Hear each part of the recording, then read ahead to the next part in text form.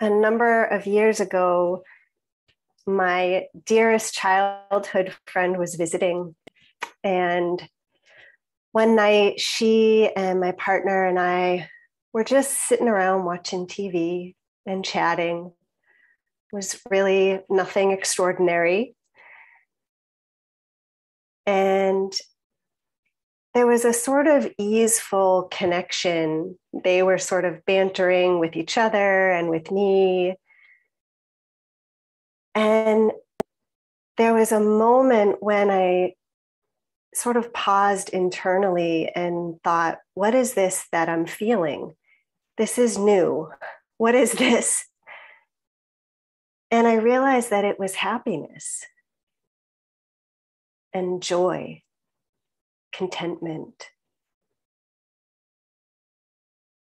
There was just, again, this real easeful connection. None of us was making it happen. It was just unfolding. And sort of on the heels of that realization, I also noticed a sadness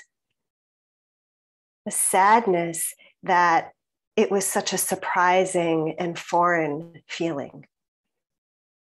Because I certainly considered and still consider myself a happy person. So what was different about this? And then again, as things unfold, right on the heels of that, I noticed my more familiar, conditioned ways of relating, my more managing, striving energy came in. I started to wonder, are they as happy and content as I am? Should I be doing something maybe to prolong this really nice moment? Maybe I should offer to get something, a drink, food. And I was off and running.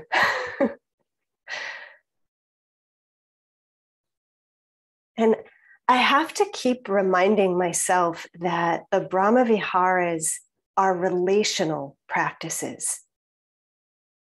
They're relational. Are we connecting to what's happening right now within and around us? How are we relating to it? And they are the abodes, right? We abide in each. We abide in metta. And so, what does it mean to abide in joy, mudita? To rest in a heart that is joyful or gladdened. Christina Feldman describes joy as gentle gladness in the midst of all things. She says joy is a way of seeing, a way of being, an embodiment of understanding available to all, not as a state, but as the place where our heart rests. It's a place where our heart rests. So it isn't necessarily the content itself, but how we are connecting and relating to it. And this is where joy is always possible.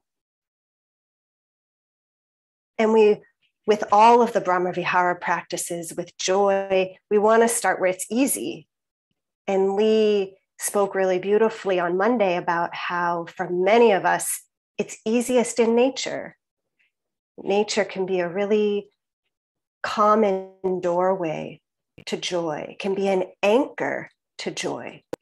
And with the Brahmaviharas, we want to have an anchor for each, a way in, so we can really know what it is, what it's like to abide in that space, in that Brahmavihara.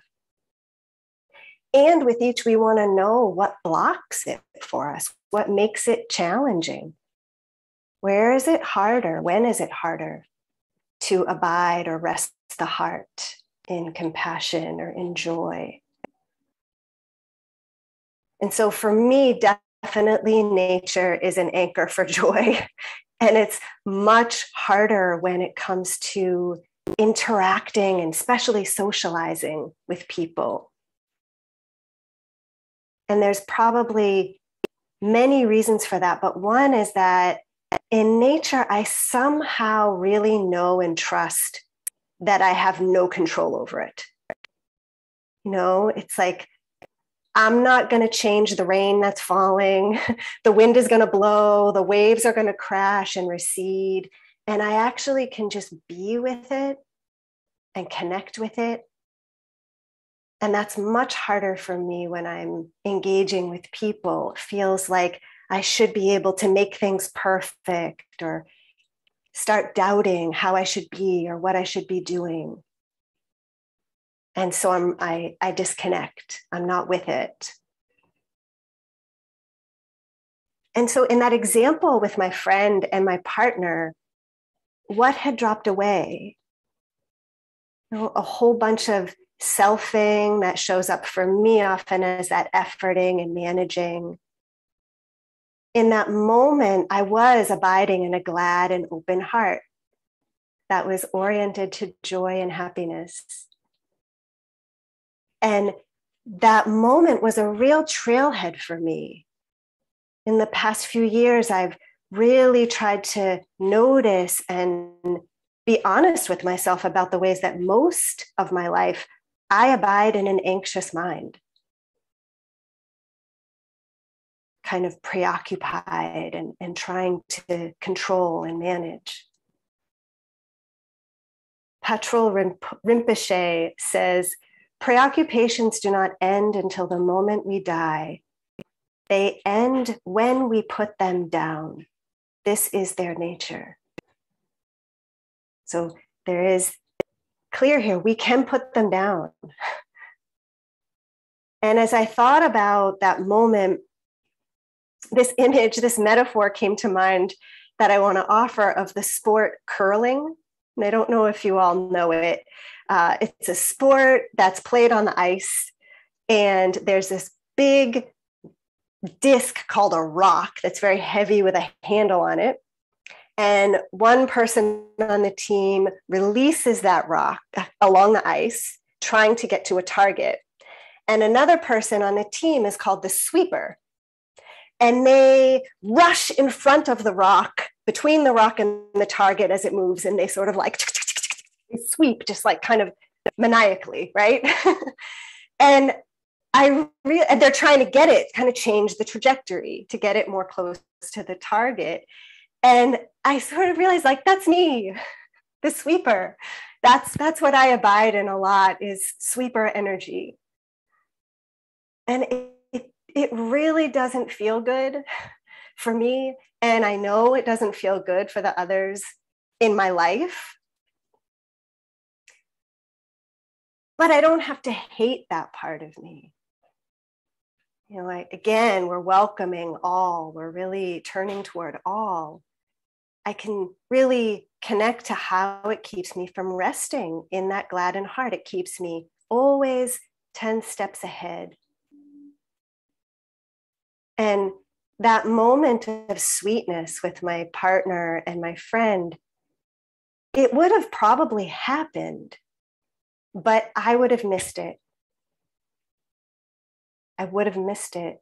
Like Lee's beautiful example of her connection to the snail, watching it move from the rock into the water. That snail would have had its beautiful moment, but Lee would have missed it and would have missed the opportunity to abide in joy and connection with it.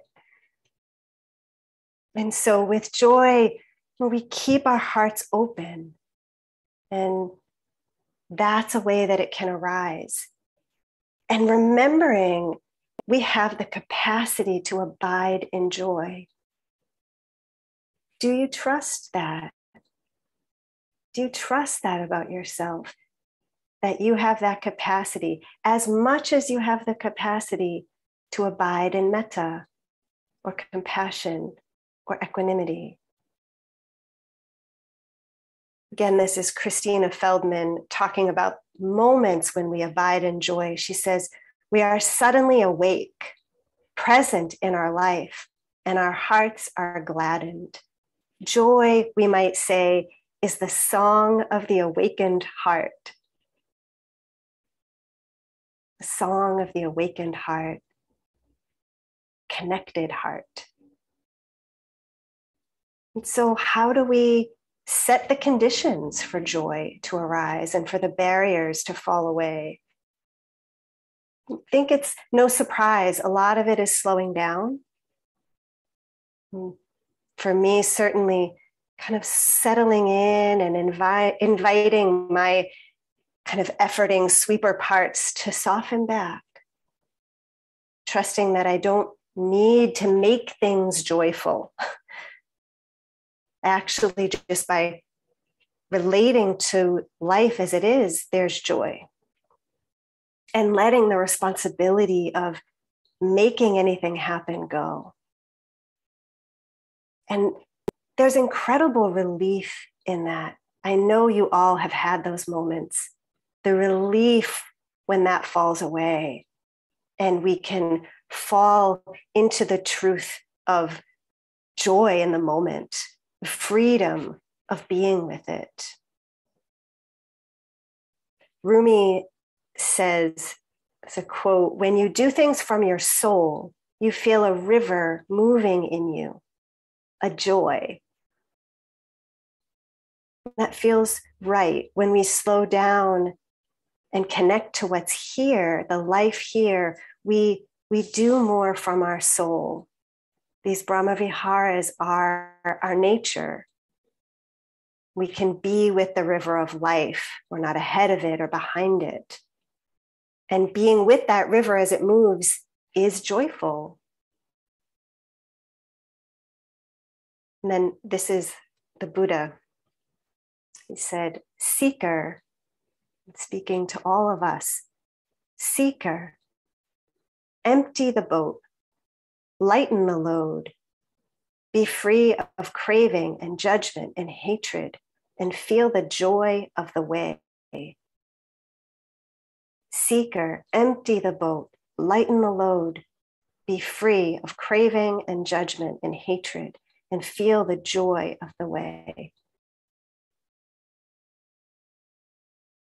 So I invite us all to work with our easy ways in, to abide in joy, where we can really sense into and trust that it's here, ready and waiting for us.